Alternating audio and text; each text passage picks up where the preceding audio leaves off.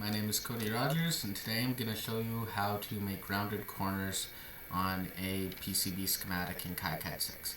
So to do that, you have to go and click this one here. It says draw an arc. It's Control-Shift-A also if you wanted to use a shortcut, but I'm going to just click it.